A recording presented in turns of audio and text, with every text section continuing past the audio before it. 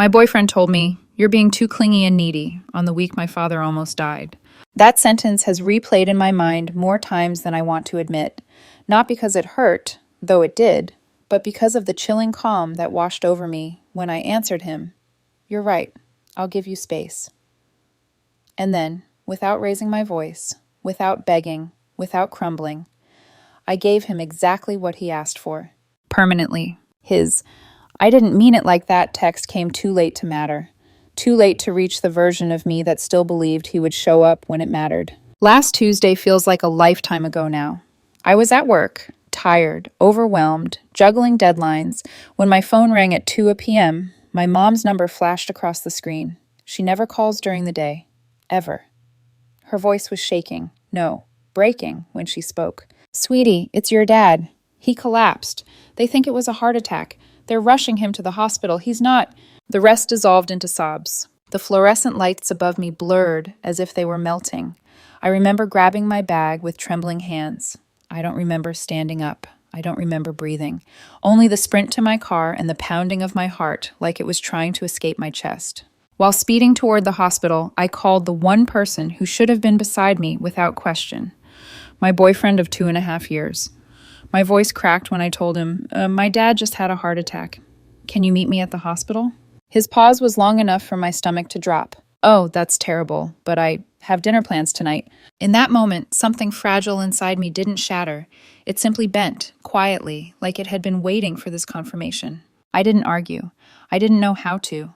I just kept driving, gripping the wheel so tightly my knuckles blanched, wondering how love could feel so completely one-sided when your world is falling apart. I didn't know it then, but that night was the beginning of the end, not because of my father's heart attack, but because of how the man I loved reacted to it. Before everything fell apart, before hospital hallways and unanswered texts and the quiet, heavy understanding that the person I loved wasn't really there for me, our relationship looked good, or at least good enough that I believed in it.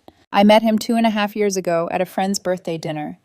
I remember walking in late, apologizing breathlessly, and there he was, leaning back in his chair, laughing, tipping his head just enough that his eyes landed on me like he'd been waiting.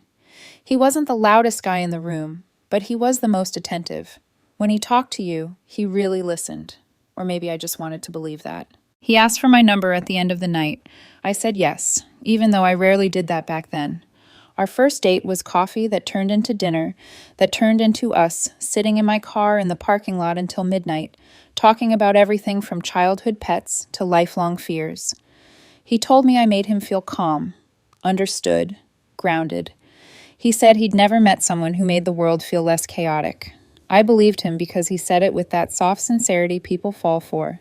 The relationship grew quickly. Movie nights, weekend hikes, lazy Sundays, tangled in blankets. My family liked him. My sister teased me about how I smiled more. My mom commented that he seemed thoughtful. My dad, who rarely gave opinions about my dating life, said he seemed steady. I held on to that word for a long time. We had our first real fight about 6 months in. Something small, me canceling plans because I was overwhelmed at work. He shut down, told me I wasn't prioritizing us. I cried, apologized, tried to explain. He eventually softened, kissed my forehead, and said, "Just don't shut me out. I need you, okay?" I thought needing each other was love. A year later, when his grandmother died, I drove 4 hours to be at the funeral. He cried into my shoulder so hard my shirt was damp for hours. I held him while he shook, while he whispered he didn't know what he'd do without me. That was the version of him I memorized, the vulnerable one, the one who let me be strong for him. I never questioned that he would reciprocate someday. When he got laid off last year, I covered his rent for 2 months without blinking. Money wasn't the point. He needed help, and that's what you do for someone you love. He told me I was his rock. He said he didn't know how he got so lucky. I tucked those words into the softest part of my heart. There were red flags looking back, but at the time I labeled them stress, bad timing, miscommunication. Times he made everything about himself. Times he minimized what I felt. Moments when I needed him, but told myself it was unreasonable to expect more. Relationships aren't perfect, right? Everyone has flaws. I just didn't understand how deep the imbalance truly was, not until the week my world tilted sideways. When my mom's call came in on Tuesday, I didn't question who'd show up for me. My boyfriend had always said, "We're a team." I thought that meant he'd stand beside me when things got terrifying and uncertain. I thought he'd take my shaking hands in his and tell me it would be okay. Instead, I got a man who prioritized dinner plans over my father's life, a man who thought my fear made me clingy, a man who, when the moment finally came for him to be steady, evaporated. If love reveals itself in crisis, then mine cracked open like a fault line, and what I found underneath wasn't strength or partnership. It was emptiness. The first real shift didn't happen in a single moment. It happened quietly, subtly, in the spaces between my panic and his indifference. Looking back, the signs were always there. They just weren't loud enough for me to hear over the sound of my own hope. When I arrived at the hospital on Tuesday, everything smelled like disinfectant and fear. My mom collapsed into my arms, my sister's hands were shaking, and my dad was being prepped for emergency bypass surgery. The world felt unsteady, like the ground had learned how to breathe and was rising and falling beneath my feet. I kept checking my phone, almost compulsively. Not because I expected him to drop everything and run to me. I wasn't naive, but because some part of me believed he'd at least send something more than polite concern. Some part of me thought he'd feel what I felt, even from a distance. At 11 p.m., while I sat in the ICU waiting room, staring at the same sterile wall I'd memorized hours earlier, my phone lit up. "How's your dad?" "Hope everything's okay. Dinner was amazing, Bubba Boo." Bubba Boo, a pet name he used when things were easy, light, casual. Seeing it next to Hope, "everything's okay," felt like someone had twisted something sharp into my ribs. I didn't respond, not because I wanted to punish him, but because I didn't have the emotional strength to pretend his casual tone matched the severity of what I was living through. Wednesday, my dad was still critical. Machines beeped rhythmically beside him, each sound a reminder that I had no control over anything. I stayed all day with my family, fielding updates, fetching coffee, holding my mom's hand when she started to tremble. Around noon, I texted him an update. "Dad made it through surgery. Still critical. Probably going to be here all day." His reply came instantly, almost too instantly. "That's good. Glad he's okay. Want to do something tonight? I feel like we haven't hung out in forever." I read the message 3 times. My father was unconscious in a hospital bed, hooked to tubes and monitors, and the man I loved was lonely. I typed slowly. "I'll probably be here late. Maybe you could come sit with me a bit?" His answer was a punch disguised as a sentence. "The hospital? I don't really want to sit in a waiting room all evening. Can't you take a break for dinner at least?"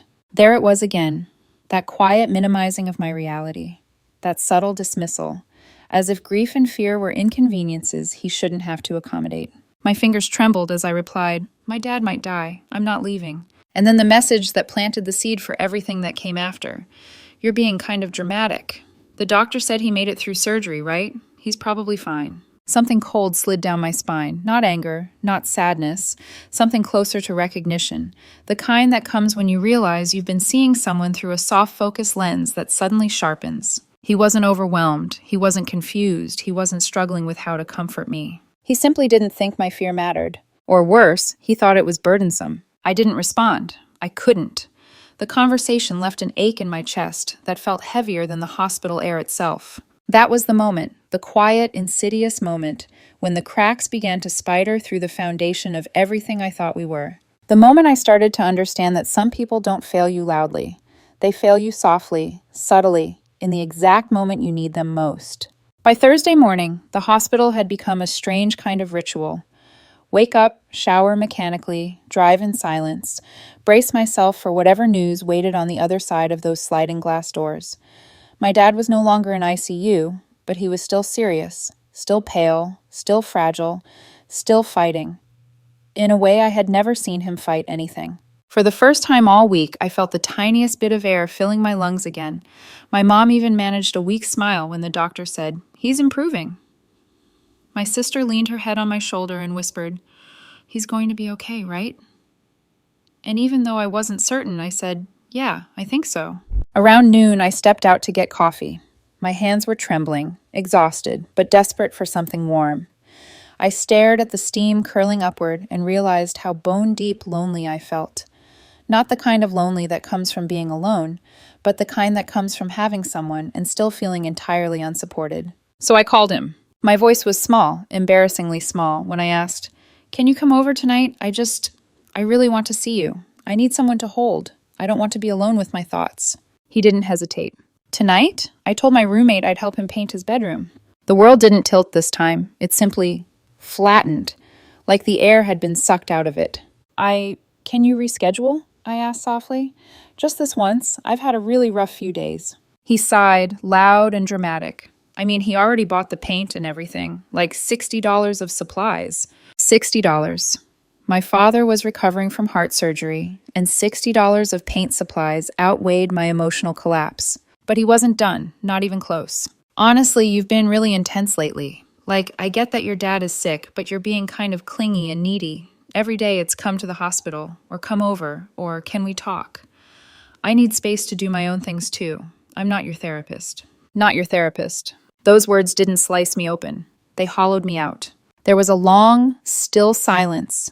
So quiet I could hear my own heartbeat pounding in my ears. Something inside me flicked off like a light switch. Not anger, not heartbreak, just clarity. Cold, precise clarity. When I finally spoke, my voice wasn't shaky anymore. It was calm, dead calm. "You're right," I said. "I'm sorry. I'll give you space." On the other end of the line, relief poured out of him instantly. "Thank you. I just need you to understand I have my own life too." "I understand completely," I replied. "Have fun painting." I hung up before he could respond. And for the first time that week, not when my dad collapsed, not during surgery, not in the ICU, I felt absolutely nothing. No grief, no fear, no desperation. Just a hollow, quiet certainty that something had ended. That night, I sat alone in my apartment, staring at the blank wall opposite me, replaying every moment of our relationship like a film strip coming undone. When his grandmother died, I drove 4 hours to be at the funeral. When he lost his job, I paid his rent for 2 months.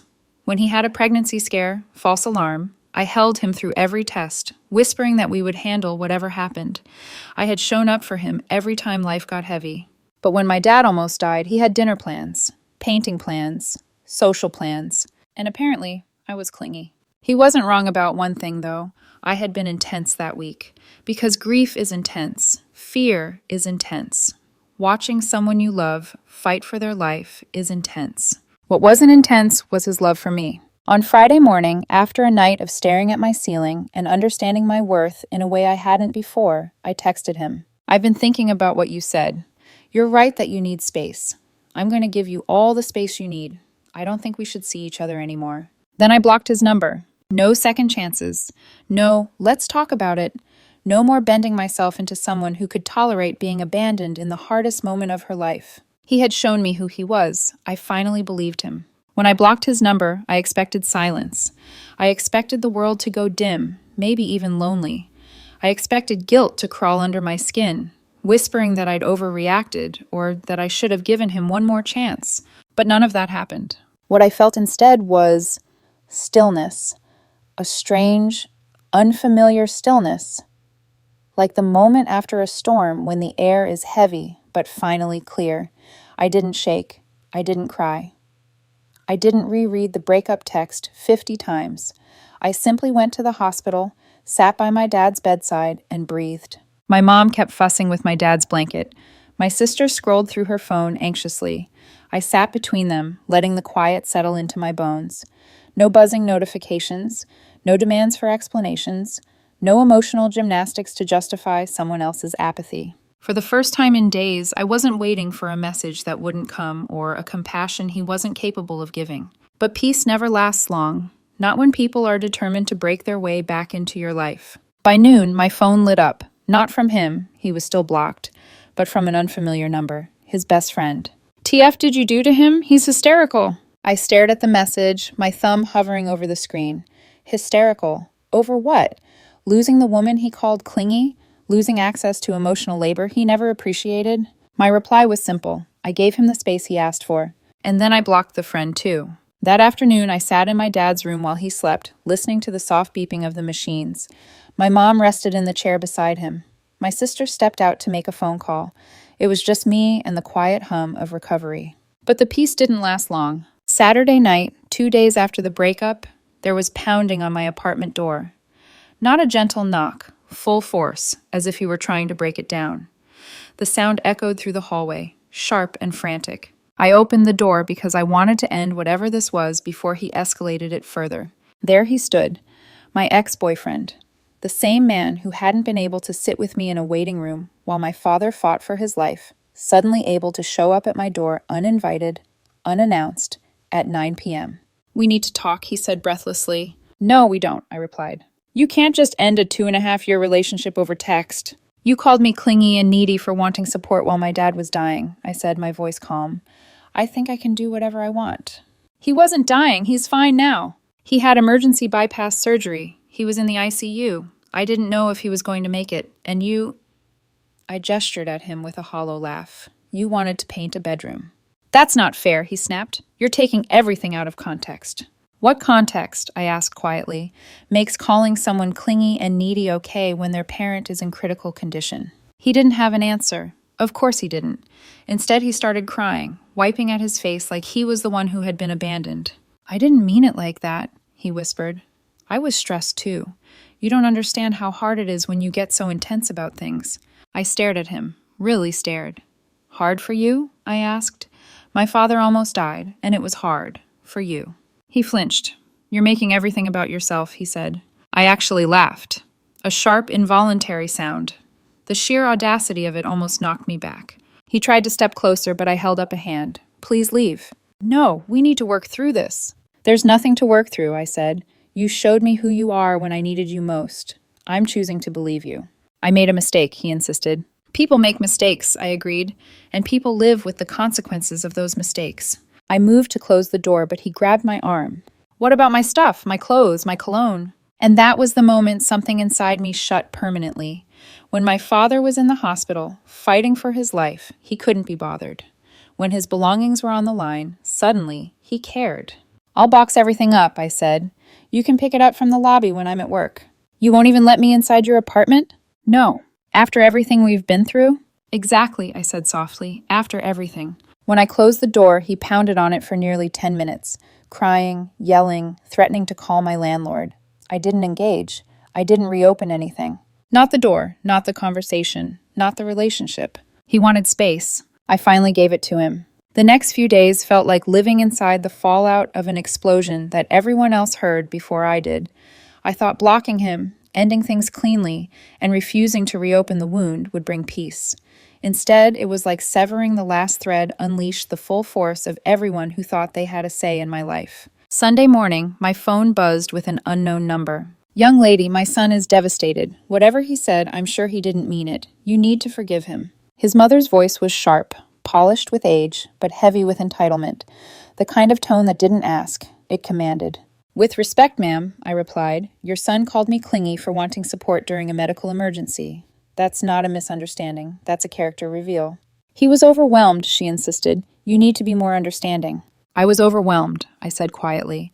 "My father was in critical condition, and somehow he made himself the victim." Click, she hung up. His family had always had a talent for self-importance. But that was only the beginning. Later that afternoon, his brother texted me, a long paragraph so full of indignation it practically vibrated. "You're throwing away something good over nothing.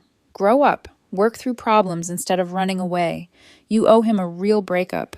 I reread the message twice, stunned by the sheer density of projection. I typed slowly, deliberately. "I spent 3 days watching my father fight for his life while your brother complained she wasn't getting enough attention. I'm not running away from problems. I'm running away from him. Also, for the record, I paid him rent for 2 months, drove 4 hours for his grandmother's funeral, and supported him through a pregnancy scare. What exactly did he give me besides criticism when I needed him most?" His response? Insults, names, accusations he didn't even bother to spell correctly. The delusion was almost impressive. I blocked him. By Monday, a parade of his friends decided to intervene, each insisting they knew the real story. They didn't. When people step into drama they don't understand, they always assume the loudest person is the victim. And he was loud. Instagram DMs, random numbers texting at 2 a.m. A college friend of hers sending a voice note crying that I'd broken his spirit. Broken his spirit? He had broken my trust. He had broken basic human decency. I ignored all of it and focused on my dad. He was finally home, tired, weaker than I'd ever seen him, but alive, breathing, joking grumpily about his new diet.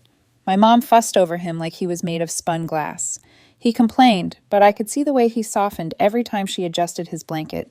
I sat on the couch, watching them, letting the warmth of home sink into me. That peace? It lasted 8 hours. Saturday, 9 p.m. As if pulled by some gravitational force of denial, he appeared again. This time he didn't even knock. He started yelling from the hallway. "Open the door, we need to talk." I cracked the door open just enough to see his face, flushed, tense, as if he'd been stewing in frustration for hours. "You can't avoid me forever," he said, pushing the door harder. 2.5 years, and you're done? Just like that? "You made it easy," I replied. "You're overreacting," he snapped. "I said sorry." "An apology doesn't erase what happened." His voice rose. "So that's it? One mistake and you throw everything away?" "It wasn't one mistake," I said sharply. "It was a pattern. The mistake just finally made me see it." He blinked, confused. "Pattern? I was a great boyfriend." I almost laughed, but I didn't. Instead, I listed the things he worked so hard to forget. "You told me not to bother you during your golf weekend when my uncle was in the hospital. You got annoyed when I texted you about my promotion because it interrupted your friend's trip to the mountains. You made me leave my own birthday dinner early because you had a headache. But that headache magically disappeared when your friends called with plans." "That's out of context," he protested. "What context," I asked calmly, "makes any of that okay?" He opened his mouth, closed it, had nothing. He looked up at me, desperation in his eyes.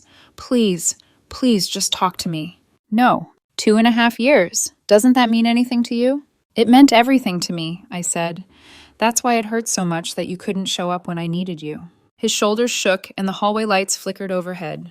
"You're going to regret this," he whispered. "I already regret staying this long." I closed the door. 2 days later, the universe delivered the truth without me asking for it. I ran into his roommate, the one whose bedroom was supposedly being painted that night. He stood awkwardly in the grocery store aisle. "I heard about you two," he said softly. "I'm sorry." "Thanks. For what it's worth," he continued, "he never helped me paint. That night, he went out with a girl from work, said you were being too intense and he needed a break." My stomach nodded, not anger, not shock, just confirmation. Of course he hadn't been painting.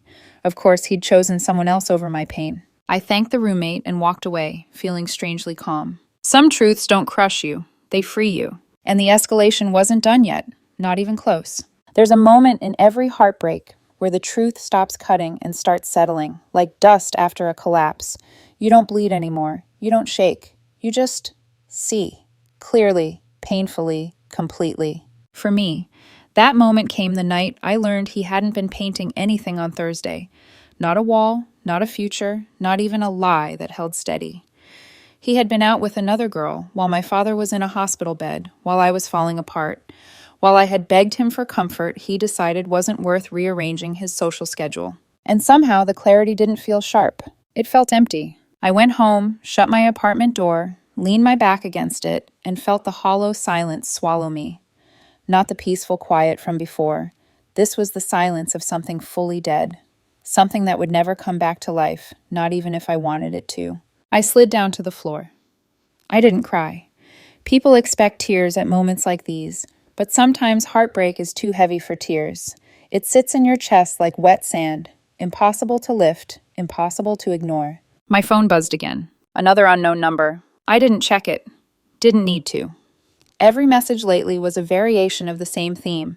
How dare I choose myself over his feelings, his pride, his comfort? I tossed the phone onto the couch and stared at the ceiling. That's when the thoughts started creeping in. The ones you never voice because they're too raw, too vulnerable, too revealing. How did I not see it sooner? How long had I been carrying this relationship by myself? Why wasn't I enough for him to stay, for him to show up, for him to care? It was the kind of spiral grief loves to feed on. The kind where your brain replays every red flag you minimized. Every moment you said, he didn't mean it like that. But he did. He always did. He meant it when he dismissed my emotions. He meant it when he told me I was too intense. He meant it when he positioned himself as the one suffering. He meant it when he chose his convenience over my crisis. I thought of all the times I'd leaned into him, all the emotional labor I'd poured in, all the comfort I'd given, all the love I had offered with open hands. and all the times he had quietly shrunk away from reciprocating. When his grandmother died, it was my shoulder he sobbed into. When he lost his job, it was my bank account he leaned on. When he was depressed, it was my emotional strength he relied on, but never gave back. I was his anchor, his safety net, his constant. But when I needed him, when my world collapsed, when I was terrified I might lose my father, he vanished. Not because he was overwhelmed, not because he didn't know how to help, but because it wasn't convenient. That thought alone sliced through the numbness. Convenience. Our entire relationship had been held together not by love, but by convenience. When it was easy, he was there. When it required effort, he wasn't.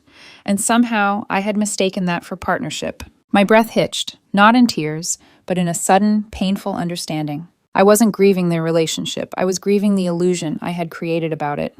My phone buzzed again. This time I checked it. A new email address, a new Instagram account, a message from him that said, "You can't ghost me after 2.5 years. I deserve answers. You owe me that." Owe him. The entitlement was astonishing.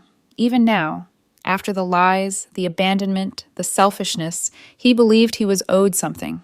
I closed the message without replying. I walked into my bedroom, stared at the half-packed box of his belongings, clothes, shoes, toiletries, the expensive watch he cared about more than my father's life, and understood the darkest truth of all. He hadn't just failed me during a crisis. He had shown me he was incapable of loving me the way I needed, the way any human deserves to be loved. And accepting that felt like pushing a knife deeper on purpose. Necessary, excruciating, final. I sat on the edge of my bed, fingers curled into the blanket, and let the weight of it settle inside me. This was the death of the relationship, not the breakup, not the text, not the blocked numbers. This moment, this quiet, devastating acknowledgement that he never cared the way I did, this was the real ending. And endings, no matter how right, always hurt. The universe has a brutal sense of timing. Just when you think you've reached the lowest point, it hands you the missing puzzle piece, not to hurt you further, but to show you with absolute clarity why the fall was necessary. For me, that moment came when his roommate's confession connected to something deeper, something uglier, something I had unconsciously known but never wanted to look at too closely. He hadn't just chosen not to support me that Thursday night. He had chosen someone else, and he hadn't chosen her just once. The truth didn't hit like a punch. It landed softly, almost gently, because my heart already knew. But the real turning point came a few days later. I was at the grocery store picking up ingredients for my dad's new low-sodium meals. I pushed the cart absent-mindedly, mentally rehearsing what flavor combinations might make chicken taste less like hospital food, when I heard my name softly behind me. I turned. It was his coworker, the one I'd seen at office events, the one who always seemed a little uneasy when standing near my ex. "Hey," she said carefully. "Can we talk for a second?" I nodded, bracing myself. She lowered her voice. "I heard you two broke up." "Yeah," I replied. "It was necessary." She hesitated long enough that I knew something important was coming. "I feel guilty," she whispered. "I should have said something earlier, but everyone at the office thought he and that girl, Sophie, were already a thing." My stomach didn't drop. It simply settled. "For how long?" I asked. She exhaled. 6 months at least. They had lunches together, happy hours, stayed late at work. People joked about them being more than friends. There it was, plain, undeniable, ugly. She looked genuinely remorseful. "He talked about you sometimes, so I figured maybe they really were just friends, but I should have trusted my instincts." I shook my head. "Don't beat yourself up. I wouldn't have listened anyway." She winced, because she knew I was right. We never listen until the truth is louder than the hope we cling to. A week later, I received a text from his sister, the only person in his family with any sense of grounded reality. "I'm not going to defend him. What he did was awful. Not everyone in our family thinks you're the bad guy." I stared at the screen, surprised. Then another message came through. "Also, that girl he's been hanging around? She got back together with her ex. He's devastated." I didn't feel joy or vindication. What I felt was clarity. He hadn't left me for her. He had left responsibility for escape. But escape always has consequences. 2 weeks later, when the dust in my life was starting to settle, his sister reached out again. This time she didn't soften the blow. She didn't frame it gently. She told me everything. They had been sleeping together for 4 months. Not emotionally cheating. Not inappropriate closeness. A full physical affair. And the night he called me clingy, the night I begged him to come over because I needed someone, anyone, to hold me while my father was in the hospital, he wasn't painting. He wasn't overwhelmed. He wasn't unable to handle my intensity. He was at her apartment, in her bed, choosing her while I sat alone, terrified, wondering why the person I loved felt so far away. His sister added quietly, "He's rewriting this story. He's telling people you were controlling and he was the victim. I didn't want you to hear only his version." I stood still in my kitchen, hands braced on the counter, letting the truth wash over me. Not like a wave, but like a tide going out, pulling everything false with it. For the first time since the breakup, I felt something clean. Not relief, not closure, power. I finally understood. I hadn't lost anything. I had been set free. The version of him that I loved, the empathetic, sweet, attentive partner, had never truly existed. He had been a mask worn for convenience, slipping only when life demanded something real of him. And in the moment life demanded it most, the mask fell completely. I didn't need to confront him.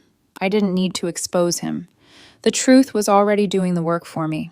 All I had to do was step out of the wreckage and not look back. Fallout doesn't arrive all at once. It comes in waves, each one exposing a new layer of truth, a new consequence he never imagined he'd have to face. And the beauty of it? I didn't lift a single finger to make any of it happen. The first ripple was his work life. After the affair with his coworker leaked, thanks to the roommate confiding in a mutual friend who happened to work with them, HR got involved. They didn't fire anyone, but the atmosphere shifted. Eyes lingered. Conversations stopped when he entered the room. The woman he'd risked everything for, the one he'd chosen over basic compassion, had gotten back with her ex to save her career. And she barely acknowledged him. His sister told me about the breaking point, a company happy hour where he confronted her publicly. "Why won't you even talk to me anymore?" he yelled, nearly hysterical. She looked at him with the blankness of someone wiping his hands of a mistake. "I don't know what you're talking about," she said, then turned away. Multiple people saw, multiple people talked. He left in shame. The next wave came from our mutual friends. Not because I said anything, I stayed silent. I never once mentioned the affair, or the lies, or the abandonment. But people are smart. They saw my posts about my dad's emergency, the dates, the hospital updates. They compared them to the timeline of when he'd been busy, when he'd been stressed, when he'd needed space. They watched the way he spiraled publicly and pieced together what must have driven me to disappear so cleanly. Two of his closest college friends actually reached out to apologize. To me. They said they'd always sensed something off in how he handled conflict, how he twisted narratives, how he needed attention even in moments that weren't about him. They admitted they'd ignored their instincts. People always do, until the evidence becomes impossible to keep brushing aside. His roommate moved out next. I heard through the grapevine why. "He's exhausting," the roommate had said. The constant complaining, the late-night strategizing with his mother about how to win you back, the drama.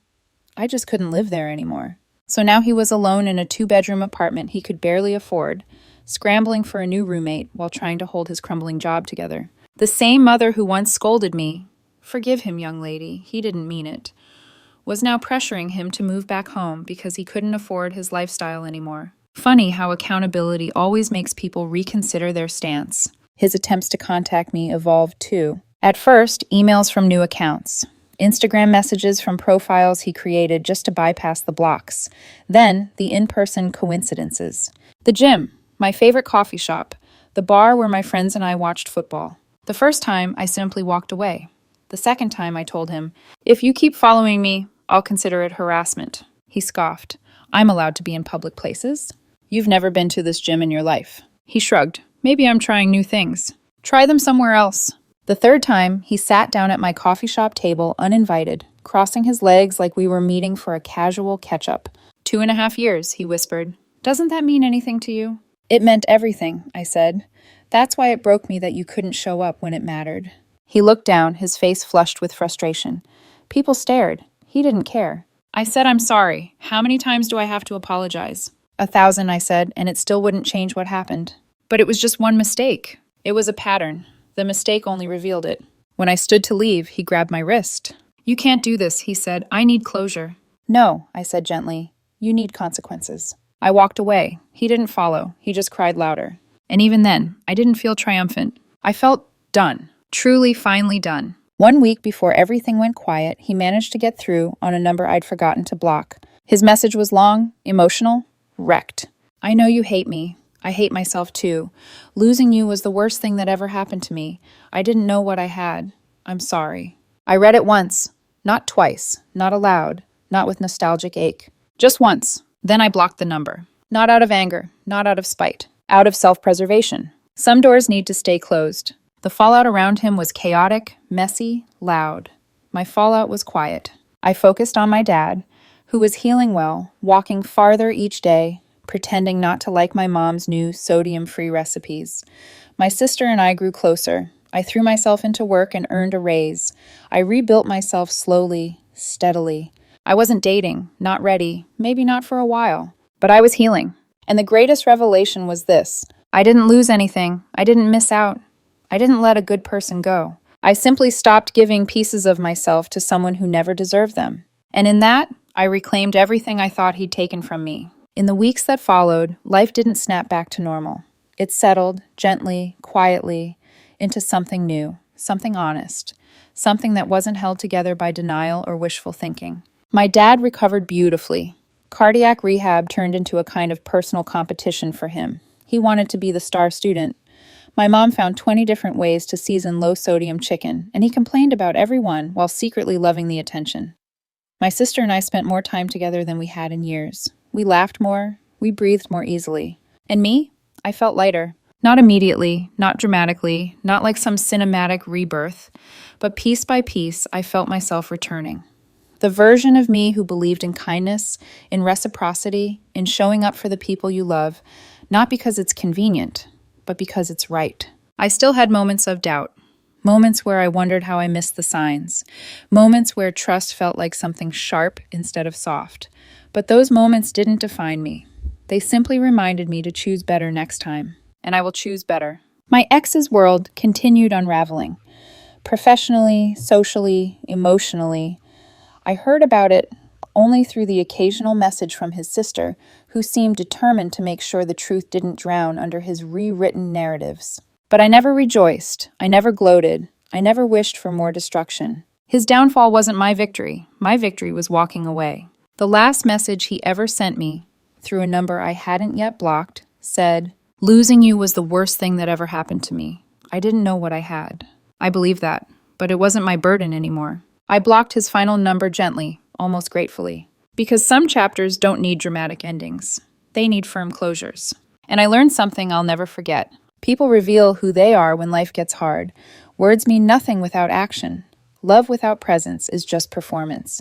And the bare minimum isn't too much to ask. It's the foundation. I had asked for support during the worst week of my life. He called me clingy. He wanted space. So I gave it to him, permanently. Now I take care of what truly matters. My family, my healing, my future. And I hug my dad every chance I get, because time is fragile. And the people who show up when life gets dark, those are the ones worth keeping.